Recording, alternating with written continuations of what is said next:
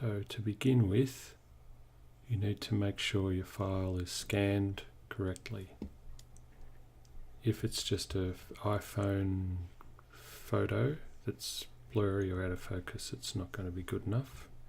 So you'll need to scan it using a desktop scanner or one of the color printers or Institute printers.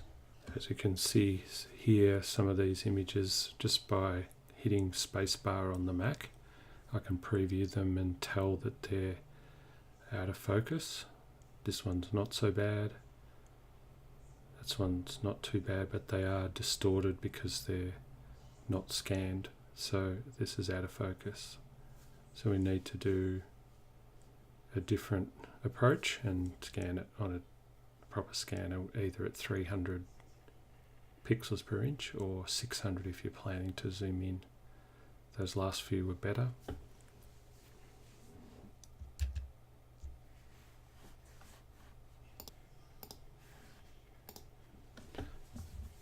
Now I'm going to refer back to my brief, and it's 120 millimeters by 180 millimeters at 300 pixels per inch that I need to set up my document.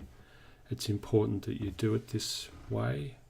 So create new or Command N on the Mac or Control N on the PC. I'm just double checking there. It is 120 millimeters by 180 millimeters. So let's do those exact amounts and make the resolution 300, which is standard for print.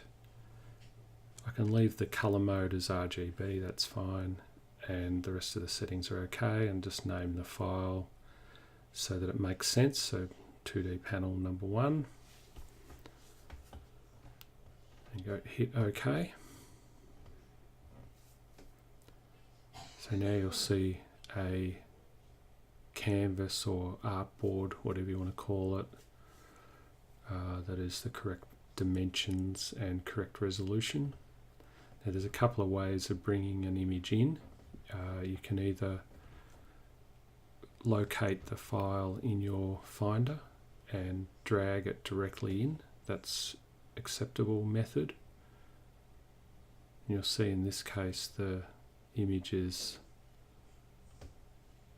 a horizontal image, I think, and it will scale down to fit that dimension, the width. So if I want to make it more of a portrait format image to fit the size we've set it up at, I'll need to rotate the image by holding the mouse just a little bit off from the corners. And I'm holding shift when I do this so that the files stay in proportions, or the scans stay in proportions. It's not so critical here, but still good practice. So if you're doing any imagery that has people or recognizable objects in there, you should always hold shift. When I'm finished, I hit enter. You'll notice that there's a smart guide icon over that image, so it's actually not fully embedded in the file yet. We'll come back to that at a later stage. The second option is to place a linked file. This will have a slightly different icon when it brings it in. So I've got to locate the file through the file system. It's on my desktop. I'm just going to grab one of these images for an example. Click on it and place. You can get a preview here if you hit spacebar, by the way. I didn't do it there, but you can. And again, I'm going to rotate this 90 degrees. Holding shift will constrain it to the 45 or 90 degree angles. And enlarge, I'm holding shift as well, pulling the corners. And when I'm happy, I hit enter. And you'll see it does have a slightly different icon in the layer palette there. It's actually a little link, so it's a slightly different way of bringing the file in.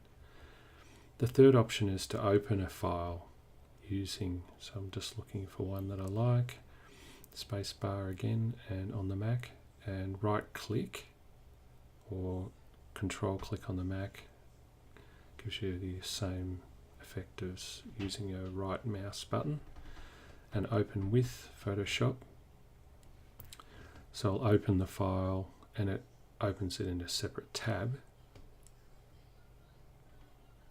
Just waiting for that to load, and you'll see up the top there it's actually in a separate tab, so there's two files open now, and I can see the original file that I had set up and this file, and I can simply, using the select tool at the top tool in your tool palette, and click and drag on the other file and drag it in. Notice it's only showing part of the image, so I have to zoom out, and you can sort of see that purple highlight showing where the edges of the image are. So if I want to resize it to fit, I'll need to turn on the transform controls up in the top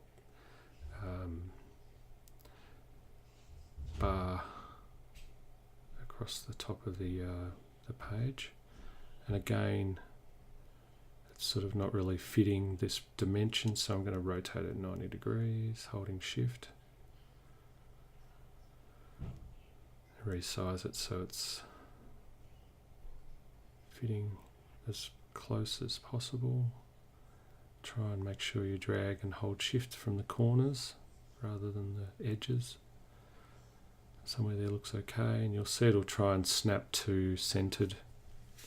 It's using the smart guides. If I click on that tool, it'll ask me to whether I want to apply that transformation. Yes, that's okay.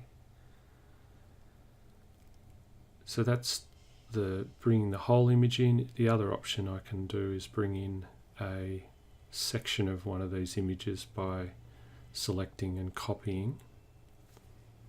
So you might want to combine a couple of images, so I can select a section with the rectangular selection tool, copy it, and then paste into my other document. And again, it's bigger than the image area, so I need to scale it down. And somewhere there I can position it, holding shift again so it's not distorting.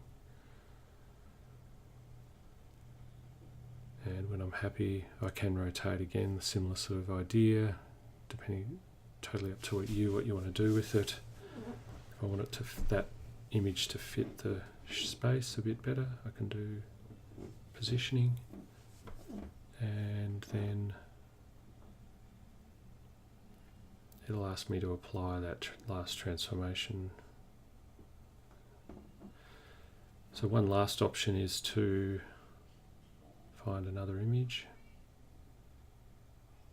spacebar, just to check what image I want to open. Quite like this one, which is a bit of a swirly sort of image, bit of movement. Open that image again, it opens it in a separate tab eventually. Thinking, and in this case I'm going to use I can use any of the selection tools, but I'll use the elliptical marquee tool, so it's like an oval or a circular shape. If you want it to be perfect circle, hold shift, copy that, and then Command V, paste that in the other document, and you'll see it creates a new layer. Again, I can resize that to whatever size I prefer. It's better if you scale down rather than up, but small enlargements are okay.